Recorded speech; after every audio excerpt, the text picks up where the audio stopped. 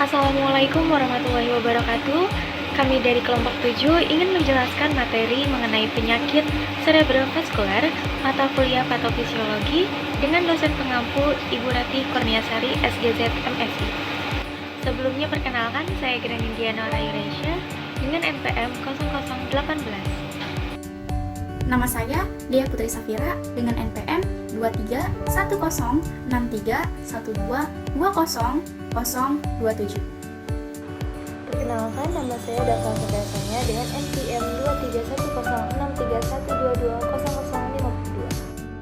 23106312005052. Stroke atau cerebrovascular accident merupakan suatu penyakit pembuluh darah otak yang biasanya muncul akibat gangguan fungsi pada otak karena terdapat kerusakan atau kematian pada jaringan otak yang menyebabkan berkurangnya atau tersumbatnya aliran darah serta oksigen yang masuk ke otak.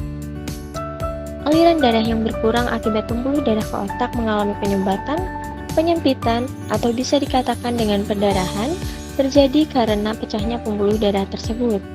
Penyakit ini bisa terjadi pada semua jenis arteri dan vena di otak. Namun, pembuluh darah yang paling terkena dampaknya adalah arteri karotis yang berada di sepanjang leher bagian depan dan arteri vertebral di sepanjang leher bagian belakang. Menurut Aryani pada 2014, gangguan aliran darah ke otak dapat menyebabkan kerusakan atau cedera pada otak melalui 4 mekanisme, yaitu yang pertama adalah pendebalan dinding arteri cerebral yang menimbulkan penyempitan atau penyumbatan lumen sehingga aliran darah dan suplainya ke sebagian otak tidak adekuat, serta selanjutnya akan mengakibatkan perubahan-perubahan iskemik otak.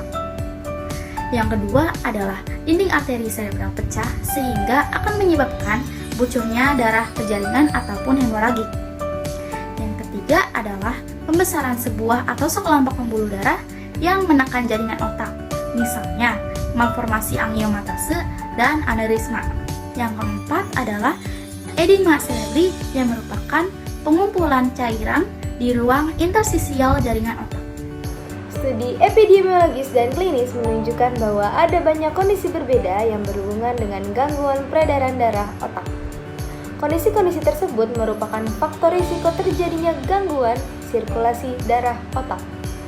Di antaranya, faktor risiko yang umum disebabkan adalah hipertensi, diabetes, hiperlipidemia, obesitas, gaya hidup, merokok, penyakit jantung, dan penyakit lainnya.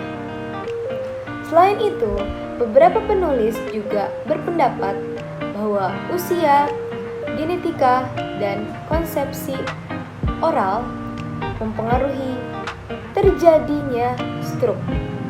Meskipun masih terdapat perbedaan pandangan mengenai peran faktor risiko dalam epidemiologi gangguan peredaran darah otak, seringnya deteksi faktor-faktor tersebut pada korban stroke menunjukkan adanya hubungan sebab dan akibat etiologi antara faktor risiko dan gangguan peredaran darah otak. Karena gangguan aliran darah otak seringkali disebabkan oleh aterosklerosis pembuluh darah otak, maka dapat dibayangkan bahwa kondisi yang mempercepat timbulnya aterosklerosis merupakan faktor resiko. Pada umumnya, pasien stroke tidak mampu mandiri lagi. Sebagian besar mengalami kesulitan mengendalikan emosi, penderita mudah merasa takut, gelisah, marah, dan sedih atas kekurangan fisik dan mental yang mereka alami. Gangguan emosional dan perubahan kepribadian tersebut bisa juga disebabkan oleh pengaruh kerusakan otak secara fisik. Penderitaan yang sangat umum terjadi pada pasien stroke adalah depresi. Tanda depresi klinis antara lain sulit tidur, kehilangan nafsu makan atau ingin makan terus, lesu, menarik diri dari pergaulan, mudah tersinggung, cepat letih, membenci diri sendiri, dan berpikir untuk bunuh diri. Interpretasi hasil lab. Pasien wanita usia 55 tahun datang ke RSAM pada tanggal 27 Maret 2015 dengan keluhan lengan dan tungkai kiri tidak dapat digerakkan sejak 1 hari sebelum masuk rumah sakit. Awalnya, sejak 2 bulan yang lalu, pasien sering mengalami lemas pada tubuh secara tiba-tiba saat sedang beraktivitas maupun sedang tidak beraktivitas.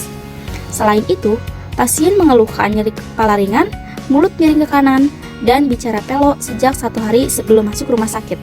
Keluhan ini tidak disertai dengan muntah.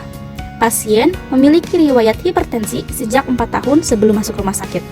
Pemeriksaan fisik didapatkan kesadaran kompos mentis, tekanan darah 170/100 mm raksa, nadi 96 kali per menit, respiration rate atau RR 20 kali per menit, suhu 36,7 derajat Celcius.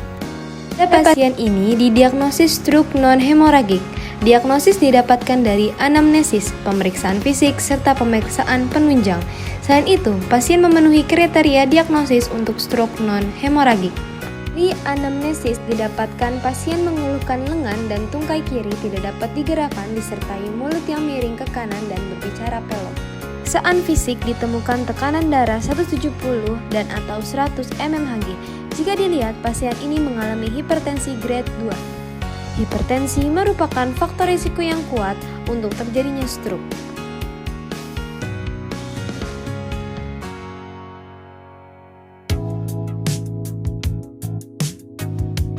Pemeriksaan penunjang atau pemeriksaan darah rutin diperlukan sebagai dasar pembelajaran dan mungkin pula menunjukkan faktor risiko stroke.